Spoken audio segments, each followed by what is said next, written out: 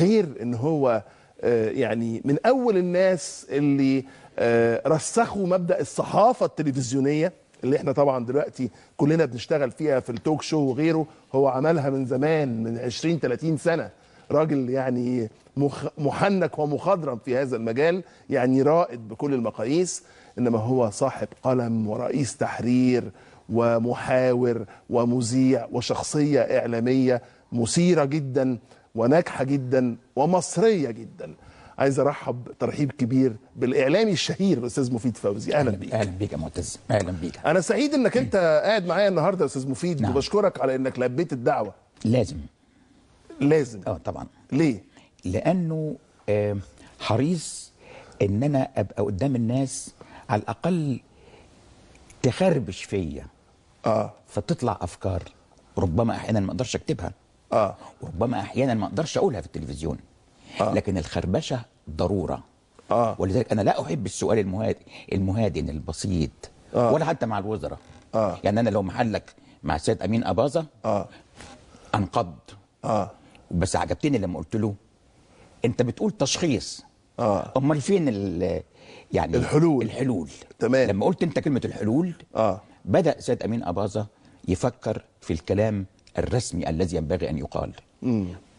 اخطر ما في الفضائيات انها احيانا ما بتديش النهائيات او الخلاصات اللي ترضي الشارع.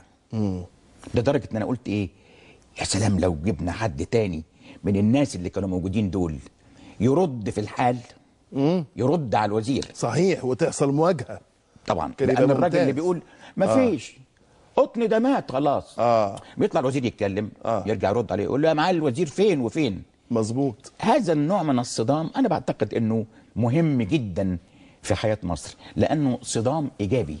انت دلوقتي فرضت عليا اجنده المقابله بالمناسبه يا استاذ مفيد، لانك قلت لي بتحب الخربشه، فانا دلوقتي مضطر اطلع ضوافري عشان اخربشك. ليست هناك على الاطلاق خوف من اي مخالب خالص. واصل المخالب دي يعني انا قلت مره لرئيس الوزراء، قلت له انا جاي لك المره دي لتعريف الناس بيك. جاي بلا مخالب، لكن المره الجايه هيبقى ليا مخالب. وبالفعل بناء على الاحصاءات بتاعه اللي هو البحث اللي هو مركز دعم القرار، مظبوط، اتصل بيا وقال هيطلع مع مفيد فوزي. فانا لما قلت له يا سياده رئيس الوزراء احضن الناس، احضن الناس، انزل معاهم، اتحرك، خدهم في حضنك. مظبوط. فقال لي ما انا يا استاذ مفيد اخترت برنامجك عشان الاقرب الى الشارع. اذا معنى هذا انك انت لما بتبقى المخالب مخالب ايجابيه ده شيء محترم. حلو قوي. انما انك تقول لي هل انت سعيد بالعمل التلفزيوني؟ اقول لك نعم انا سعيد. انا سعيد. هل انت تحب الكلام المسجل؟ اقول لك احيانا احب الكلام المسجل. هذا كلام تحس ان هو ما يفيدش الناس. الناس اللي قاعده تشوفنا ديت محتاجه تسمع كلمه امينه.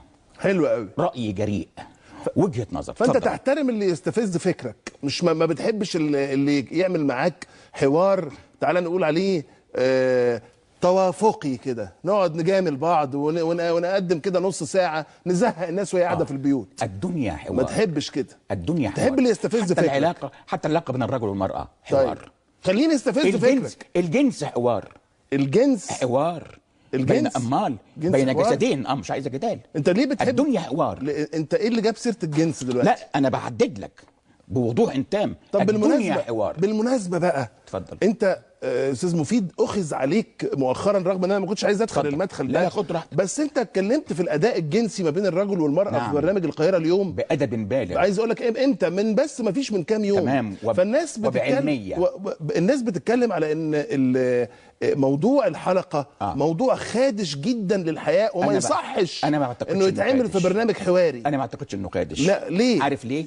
لان احنا من فرط الشعور بالروتينيه في حياتنا صرنا نعتقد ان كل ما يقترب من امور هامه في الحياه تعتبر خدش وتعتبر عيب. زي بالظبط ايه؟ ليه انا في يوم من الايام اتقال عني ان انا مستفز؟ ليه؟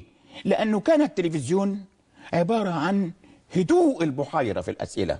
سين يحصل له جيم، صحيح. سين يحصل له جيم.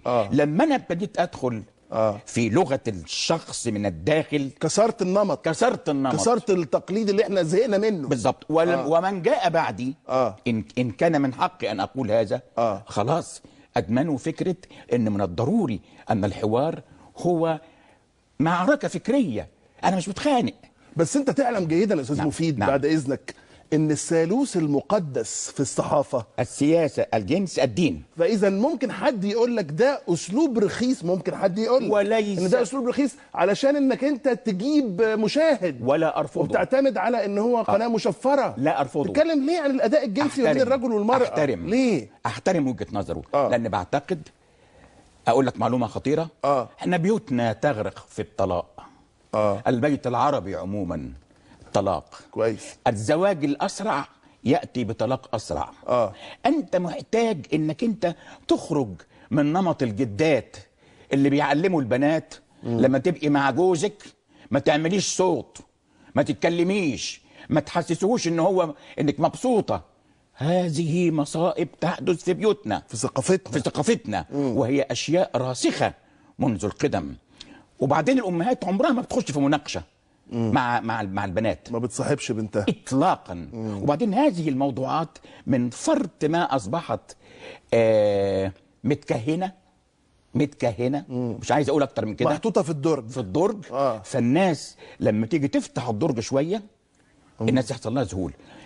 تستطيع يا معتز ان تناقش اي شيء في الوجود بشكل علمي وبشكل متعفف وجميل.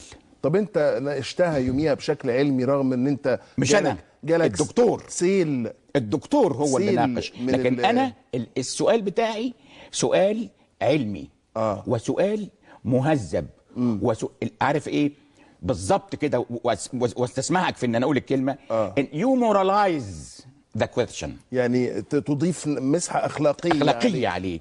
غطاء اخلاقي عليه. كويس. وفي كل وقت بقول هذه الثرثره ليست ثرثره مقاهي، ده نقاش حيوي كامل.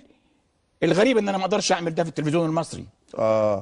الغريب ان ما اقدرش اعمل ده في التلفزيون المصري. انت تقدر تعمل اي حاجه في التلفزيون المصري، مش عايزه جدال في قضايا اخرى كثيره اقدر اعملها. وما تقدرش تعمل ليه حاجه زي كده؟ مش احنا في 2009؟ انا ما جربتهاش. انا ما جربتهاش. انما انا مثلا املك اروح السودان واقدم يوم الجمعه الجاي حوار مع الترابي على عكس ما هو سائد في المجتمع. مظبوط. نحن كلنا مع البشير واقفين وقفه، والبشير في مصر واقفين وقفه قويه. ما الذي يمنع ان تسمع راي الترابي؟ تروح تسمع راي المعارضه السودانيه، مش عايزه جدال، اللي هي الحكومه بتاعتنا ما بتستلطفهاش قوي. تمام. لاعتبارات كلنا عارفينها. تمام.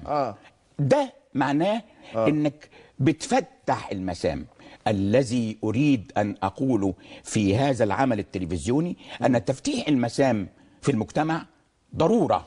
طب أنت فتحت المسام إزاي يا أستاذ مفيد فوزي لما رحت عملت حوار في لندن مع ممدوح إسماعيل؟ ضرورة. عكس التيار، ضرورة، عكس ما يرغبه المجتمع. ضرورة. إزاي؟ لأني أردت أن نسمع رأي الرجل.